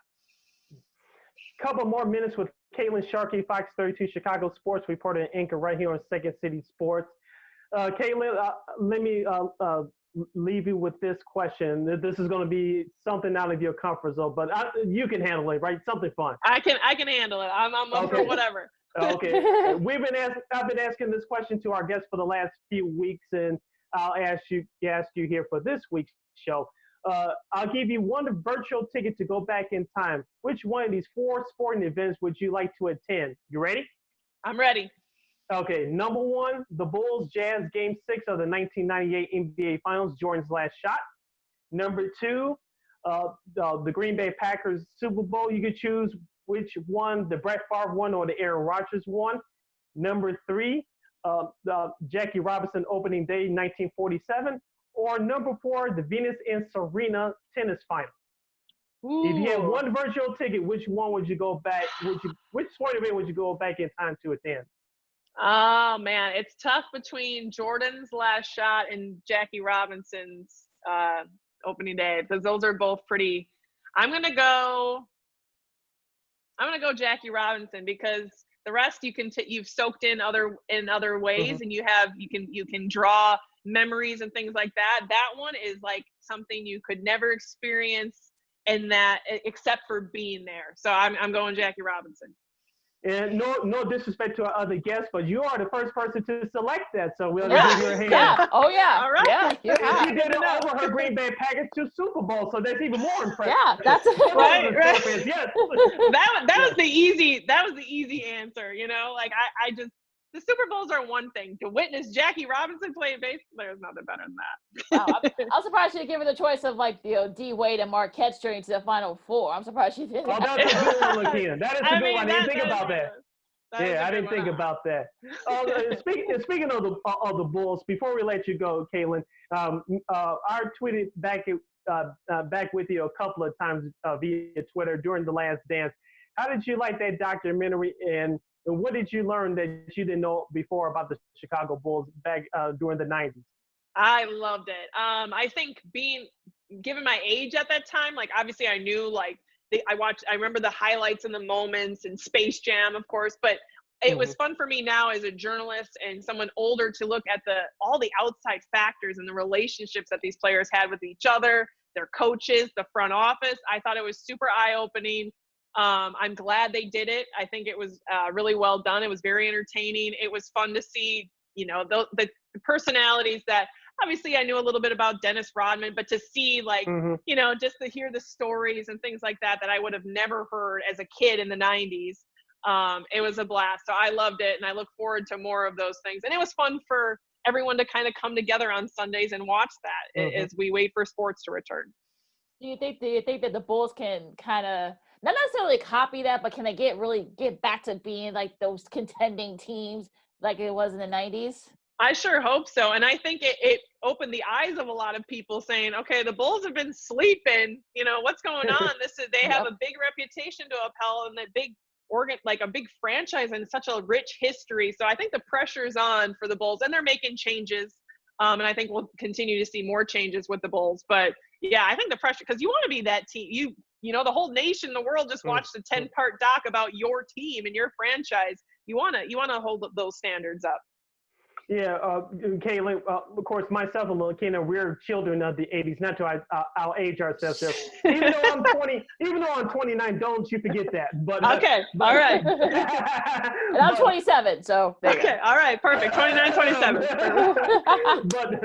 but we talked about on the show that we grew up during that time, so we saw the evolution of Michael Jordan. We saw the evolution of the Bulls, as you saw in the documentary. The Bulls were a joke after the mid-'70s with the late Jerry Sloan now and the late Norm Van Leer and the late Tom Bornwell. They had a couple of good teams during the mid-'70s, but the franchise was a joke until Michael Jordan got drafted there. So for myself and Lakeena, we watched this franchise and this team grow from contenders through the Pistons battles with the Bad Boys, of course, the battles with the Knicks, all the way to see them winning 6 championships.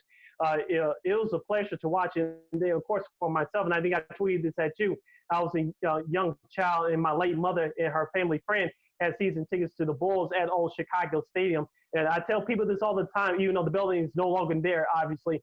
That was the noisiest arena in the NBA. The fans were on top of you, ready to go. You had the number one player in basketball, and Michael Jordan, the number one person in sports, and it was just an absolute thrill, and it was an absolute privilege as a young sports fan just to witness that. It's just like at the time, you know what's going on, but you don't until you appreciate it later as an adult. And so that was my takeaway of it, watching that documentary as a Chicagoan and again as a Bulls fan. For sure. And I think it was nostalgic for a lot of people. And like you said, you didn't realize it was such a big moment and such historic moment in sports while it was all playing out. So it was fun to watch kind of, and now you realize like, wow, that was really some big moments and some big games that I witnessed or that I was part of. So it's definitely a cool experience. Anything else from you, Lakeena? No, I'm finished. All right, last question for you, Kaitlin, then we'll let you go on this one. Where do you see yourself 5 years from now? Do you still want to continue to do this, or do you have a bigger vision for your career? What can you say about your future? What kind of impact you want to make?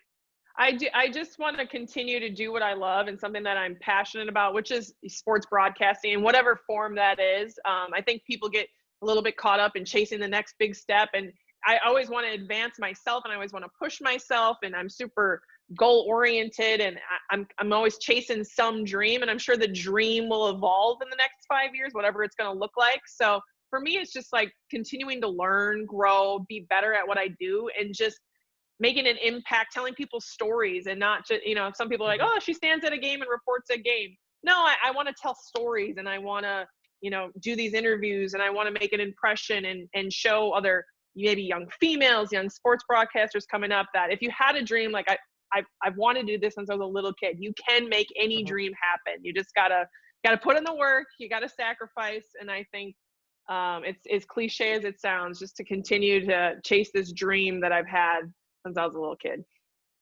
On that note, thank you very much, Kaitlin Sharkey from Fox 32 Chicago Sports. Welcome to Chicago. You've been great with us here on Second City Sports. We want to invite you back in the future. Also, the other show that I'm working with the Dean Davis Show, we would like to invite you on that show as well down the line.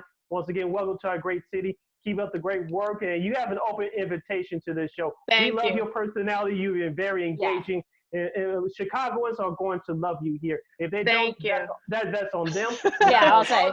We'll get it for you. All right, you guys are the best. Thank you for making me feel so welcome. Thanks for having me on and giving me a voice. And I love chatting with you guys. So I look forward to doing it in the future. All right, absolutely. Thank you, Kaitlin. Take care. Thank you. Have a good one. Be safe. Yep, you too. Bye-bye. Thanks. All right. Well, that was fun. I mean, she is very personable. She's got a lot of charisma, and listen, I mean, people here in Chicago, we respect our sports reporters. So, as long as you do your thing and you're knowledgeable and you're good work ethic, and we see it, she'll fit in just fine here. Yeah, she will fit in just fine. She has a lot of personality and she has a lot to offer. She was very engaging with us, and she knows what she's talking about. So you can challenge her or anything, she'll give it right back. And we love to have people on to give us their perspectives and perhaps learn something from us as we learn from them. So this is what it's all about. I'm glad she came on today. She's been there for only a couple months, just like everybody else. If you're not in studio in terms of television and radio too, you're doing it from home like we are. We're doing our Zoom style radio broadcast from home. So it's been great for us, but we still like to bring on the people who you can learn from, and perhaps we can learn something from them. So I'm glad that Kaitlin joined us today. You can follow her on Twitter and Instagram at @KRoseSharkey. Once again, the letter K, Rose Sharkey, on both Twitter and Instagram. She'll do great things here. Yeah. You might see her on the radio. You might hear her on the radio at some point. You never know. You never know. Yeah. You never know. We go to our first big break here in Chicago. Yes, that's what we do. That's what we do here. That's right. Right. Show your work. Show your worth. That's what we do here. Here on Second City Sports Zoom style. Like there's a lot of things we want. Where do you want to touch on first? Because there's still like a lot of stuff that we want to talk about in these last few minutes. I just real quickly, and I did. I'm glad we touched this a little bit with Kaitlin.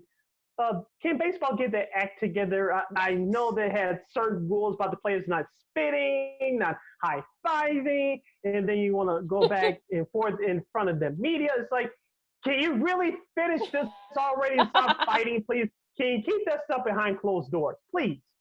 I think I don't know about you. I still want to see baseball, but if you can't get your act together, I don't want to hear from you, okay? The next thing I want to hear from baseball is we settle our stuff. There's going to be a season. Excuse me, they're making me sick here. but the only thing I want to hear from baseball is we have a deal in place. We set to start the season on this date. and here's our plan for safety for the players and the staffs moving forward. Other than that, I don't want to hear anything else. I'll let you have the floor. Yeah, I mean, it's sort of like it's sad at this point because you see in some of the other labor, you're seeing what the NBA is doing. I mean, although there was a little bit, although I also did call a little bit of flack for saying that maybe older coaches probably wouldn't be a part of that, tournament, if you will, down in Orlando. He's kind of since walked back from it really quickly. Gary Bettman and the Player Association there for the NHL, they've been very, open and honest with each other, say, okay, you know what, this is what we need to do. This is what, testing and such. Baseball, I don't know what to say about baseball at this point. I mean, I don't think nobody wants to hear it. I think people just want to, okay, let's get a deal done. Let's not, enough. Okay, you want 80 games, fine.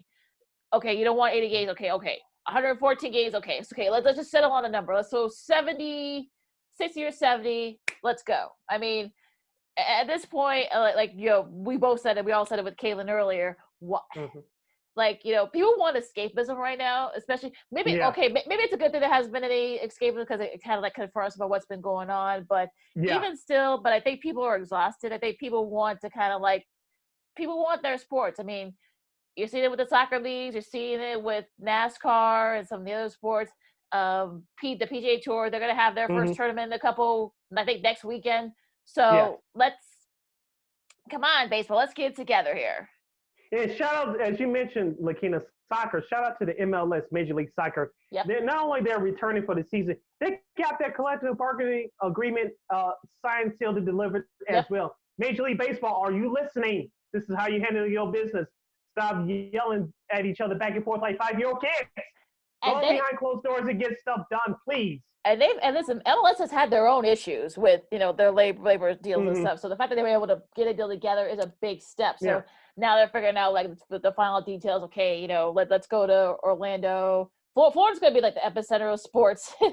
This next couple of months. Florida is crazy for other reasons, but we won't get into that. Oh yeah, we won't go. We'll go there, but they're going to have a lot of revenue. But I mean, at this point, can we just get together? Just get your fleet together, because there you go. Because if you lose a season, I don't know how you feel about. I know you said that they may not have a big step back, but I think they will, because it took them a while to recover from the '94 strike.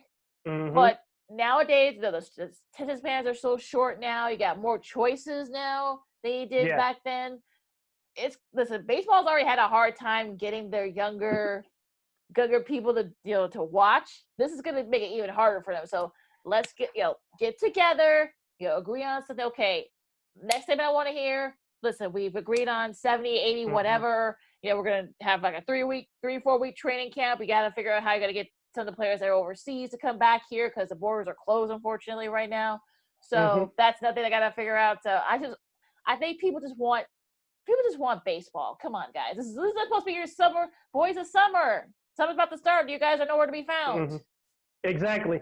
As I'm about to mention, the National Football League is king right now, at least in the United States, for those of you listening outside the United States territory.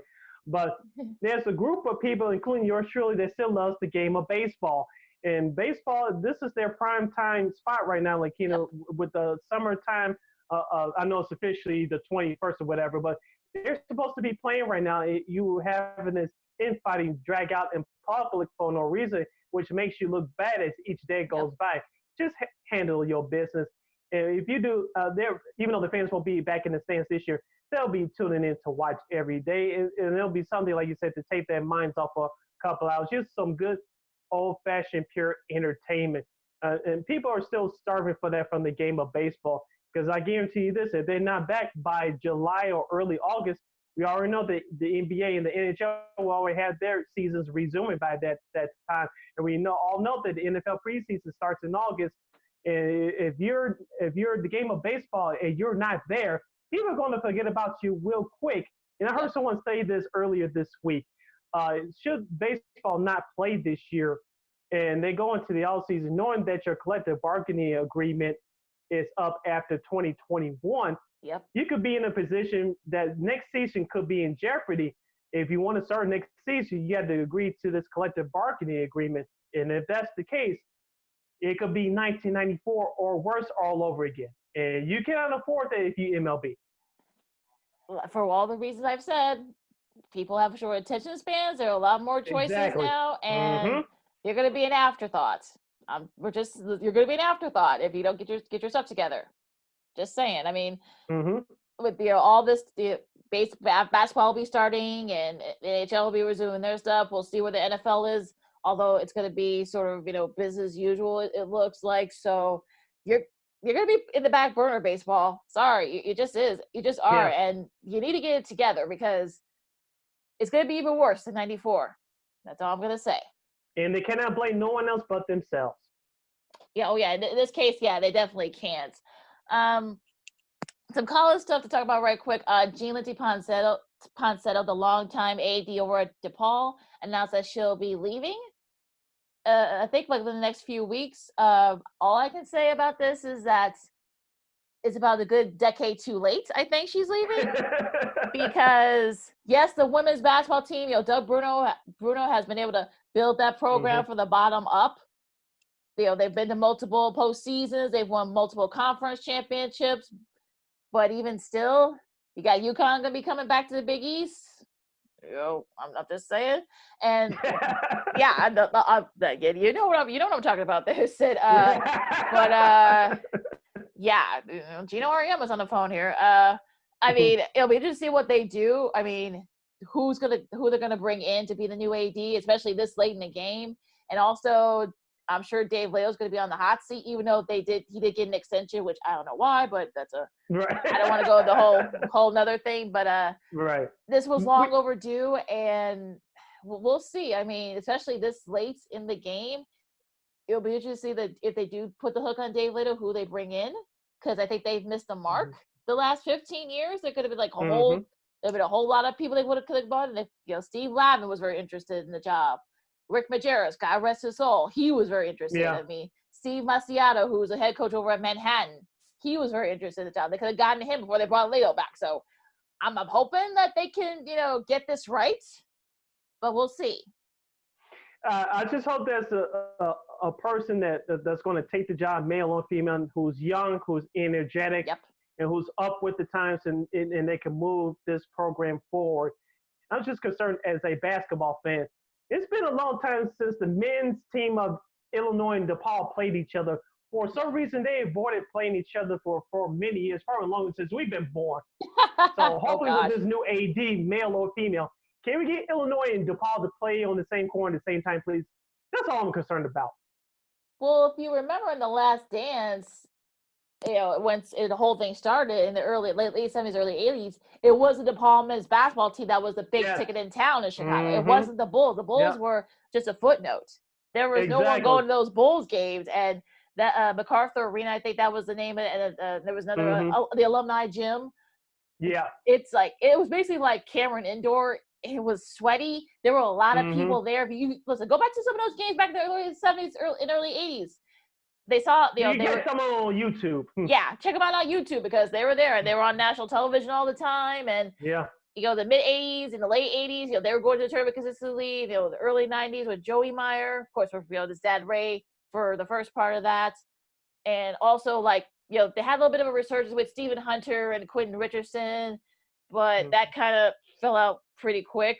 Yeah, so, never been back at that level since. Not consistently. Not consistently. So I'm hoping that whoever, like you said, so whoever they get to be the AD, they're like a fresh and new perspective, and perhaps maybe get a young, new, energetic head coach to kind of help revitalize that program. Yes, because it needs a shot in the arm right now. And I just wanted to wrap up by saying that when we were kids and when we were born, it was DePaul basketball first, Chicago Public League high school basketball second. And that was before Michael Jordan. So people go look it up, especially for our younger listeners. History books for people. You got so many of those players that went to DePaul and some of the other schools, especially here in the States. Look out for some of those old IHSA tournaments from back in the day when they only had two classes. Yes. Marcus Liberty. There's so many others. The names are escaping me right now, but. Kendall Gill, even though he didn't play Chicago, he did play just outside of the city. But yeah, there have been so many players, and to get those players to stay home and stay in the city. I think that's the important part. It looks like Brad Underwood's starting to do it now for Illinois. Now you got to find somebody to, Porter Moser's been doing it over at Loyola. We'll see what, Chris Collins, he's done it a little bit, but it's kind of hard, because of like the standards of Warren Northwestern, but hopefully they can get somebody to do that here for DePaul. Yeah, and that's been the concern over the last couple of decades for our Illinois State teams. Illinois State, U of I, DePaul, Illinois State, Northern Illinois. I know they had a more than a decent year this year before March Madness got canceled. Also, the team Bradley made it back to the tournament. We all know that the Blue Chippers will go to these big schools like Duke, North Carolina, Kansas, Kentucky. But can you keep your second-tier guys at home? And that's been the big question for so long. Maybe, hopefully, DePaul with their new AD, whoever they hire, can help to solve that problem for that school. We'll see. I mean, it's going to be interesting, though. We'll see what the new president does. He's been there for about a couple of years, and I think he was hoping that maybe he could probably make this move earlier, but I guess better late than never. We'll see if maybe there was some maneuvering there to get her to retire. I know she just survived cancer. Maybe that might have played a part in it. Who knows? But we'll see what the new president, I should say new, he's been there about a couple of years, but we'll see what he does now that he'll be able to bring his own personnel in. We'll see what he does.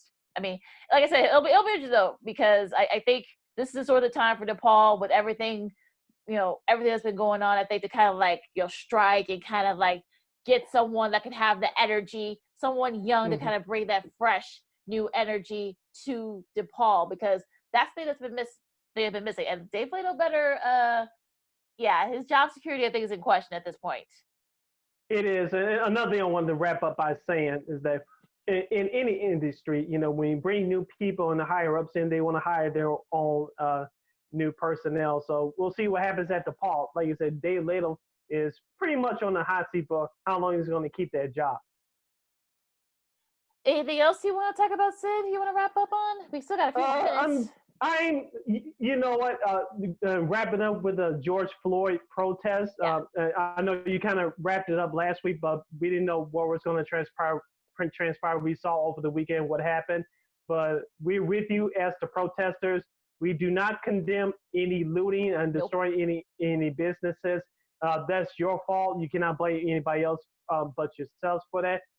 You should be prosecuted to the full extent of the law. I'll leave it at that. As far as the negative aspect is concerned, the news media, of course, we all know that old saying, when it bleeds, it leads, and I get it. But, let's keep our focus. Let's keep our eyes on the prize. Let's get some convictions for these murderers who murdered George Floyd. And that's the goal right now. Also, equality is the goal right now. And also police reform throughout our police forces across the country.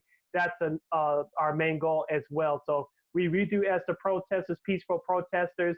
It's a shame for what happened. Let's not put George Floyd's name or any other victim of this heinous act over the last centuries and years. Let's not put their names in vain. Let's do something positive, come together. We need everybody to listen to everything, respect each other, have compassion. And like you said, Lakeena, in last week's show, I'll say it here. Vote. Don't believe that garbage that your vote doesn't count. It does. We've seen in the last few elections. It's going to happen again when you don't do it. And I'll leave you with this. Cliff Kelly, former WVON AM Chicago host, said this: when you don't vote, you're voting for the opponent, and don't complain when that person gets in office. It's your fault when you don't vote. Oh, that's one of the reasons why I love Clit so much. I mean, he doesn't sugarcoat it, which is great. That's why I'm such a big fan of his for many, many years. And I'm glad I'm glad somebody said it, because you see people, using Colin Kaepernick's memes, but let's remember he didn't vote. So if you want to be part of the change, if you want to be part of, what turns the corner, vote. Look at Ferguson, Missouri. They just elected the first African-American female mayor and female mayor, Ella Jones, who's been in city council there for almost 30 years. She's a born and raised in Ferguson. So I think that shows you that if you want change, I saw some of the reports. I saw that there have been some surges in voter registration. So the problem is, let's just get these guys to the polls. But I think if you want real change, and seeing, the protesting, seeing like some of the National Guardsmen actually kneel with the protesters. Seeing Scott Yeah. Swanson, who is the who's the sheriff over up in Flint. Lord knows they've had their issues. March Yes. and some of the other cops there march with the protesters. Seeing, I think like in New York, in Brooklyn, they were doing the electric slide. They were all doing the electric slide.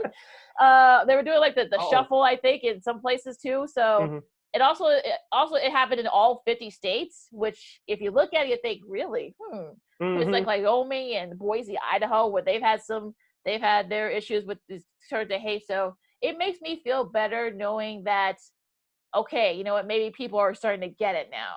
And we'll see if there's real change. But like you said, real change starts with the voting, and it starts locally voting. Yes, and I wanted to wrap up by saying that I said this on Dean Davis to Flip last week, and I'll say it here. Let's keep this momentum up in a positive direction. Vote in November, but also vote in your local elections. Go to your local city council meetings. 2 years from now, we have the gubernatorial election where your senators and your judges too vote as well. Your voice will be heard. So we got to keep this momentum going. Just because you voted doesn't mean the fight is over. You got to follow your candidates. Even if you didn't vote for them, you got to follow them to see what they voted on. You make your voices heard. Because remember, at the end of the day, we, the people, are their bosses, not the other way around. And also, you hear like certain celebrities, black celebrities in particular, say, well, I'm holding my vote hostage because they don't have a black agenda. Well, you know what? It all starts at home. Find someone you run for city council person or alderman or whatever, however that works in your particular state or country. And also, find someone that you have that black agenda. Listen, no candidate's perfect.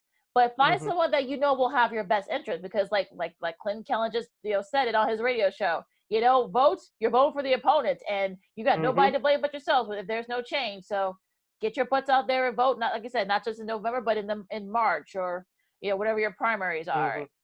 And just to finish up here on this, it makes me feel better than in other countries. All the other countries, the Netherlands, which is saw a big protest, and also London and in England, they're watching us now. So do the right thing, guys. Yes, and power concedes nothing without demand. You don't ask your politicians what the agenda is for you. You come to them with with your agenda. You demand of them, are they going to help you execute that? Because other groups, they take that playbook and they get things done. And so if you want to get this done, you got to organize. You tell them, is that politician going to help you execute your agenda? If not, you got to find another candidate. This is how this works. Yeah, you can't hold a place your vote hostage because you don't think that person's got the right agenda or a certain agenda. You can't think of it that way. It's not that job to have your agenda. It's your job to come up with the agenda for them. Exactly. So look at that. We're pretty sure says this is crazy. We're siblings now, Sid. But yeah. So I think it's great to see like all this camaraderie here. But let's, like you said, let's keep the momentum up. Let's not dawdle. Let's keep it up. Let's keep this energy up in November and also in your state primaries or whatnot. So let's keep it up, folks. Let's not just let it be like a flash in the pan, because news cycle changes quick. Let's keep it up. Because it becomes a flash in the pan, like Kaitlin said, we'll be back at it doing this all over again. Heaven forbid it will be much worse. And if it is, this will be all for nothing. And we do not want to come back here saying that this was all for nothing. I don't want to do that. Nah, I don't think anybody. None of us do. None of us does. Exactly. And hopefully we'll have Nate Boyer on at some point. I reached out to him. I know he's going to be. I'm sure he's like on high demand, like for the last few. I'm sure these next few weeks. So I'm sure I'm going to try to contact with him. He said let's link up, let's see what we can do. So hopefully we'll have him on the next few weeks. I'm sure he'll have a lot to say about all this and but the Kaepernick, since that's becoming back into the spotlight. So hopefully we'll have him on in the next few weeks to see what his opinions are on all this. Yeah, hopefully we can get him on. I can't wait to interview him because he has a lot of thoughts and he served our country well, and it'll be interesting to see if we can get him on and engage with him and see what his thoughts are, what's going on right now. Yeah, absolutely. Should be fun. So on that note, you got anything else, Sid? No, I'm good. It was a fun show today. Thank you very much once again to Miss Kaitlin Sharkey, news sports anchor and reporter for Fox 32 Chicago Sports. You can follow her on Twitter and Instagram at @KRoseSharkey. Once again, the letter K Rose Sharkey on Twitter and Instagram. She was a lot of fun today, and this is another fun-filled week for myself, and hopefully you feel the same way, Lakeena. This was a great show today. Yeah, this is very thought provoking, and I'm glad we were talking about the Floyd stuff and George Floyd and all that. Everything that's been going on. Hopefully, we'll see real change. Yes. That's the $1 million question. So you can follow me at Keena McGee on Twitter, at Keena_McGee on the Instagram. You can follow me on Twitter and Instagram at SidKid80. That's SIDKID80. That's SIDKID80. And you can listen to the D and Davis show on WARR on Anchor as well as other platforms for your podcast. Once again, that's D and Davis the Flip and D and Davis the Sports Show. And you can follow the D and Davis show on all social media platforms. That's Facebook, Twitter, and Instagram at D and Davis Show. You can read all of my articles at weareregalradio.com. That's WEAREGAL radio.com. Also, you can listen to the show on that as well, also on Anchor and on Spotify and anywhere where you get your podcasts. Yep. Please listen in, including today's show with Kaitlin Sharkey. It was a whole lot of fun. Covered a lot with Kaitlin today. And I think about her. Yeah, so yeah, we covered a lot with Kaitlin today. So she's going to fit in just fine here in Chicago. So for Sid, I'm Lakeena. This has been Second City Sports Zoom style. Zoom style. All right, and we'll see you next week. Stay safe, everybody, and keep your hands clean. Yes, uplift each other. That's the only way we're going to get through this. These two crises together. Uplift each other, respect each other, and love each other. Holla! And listen to each other. Yes.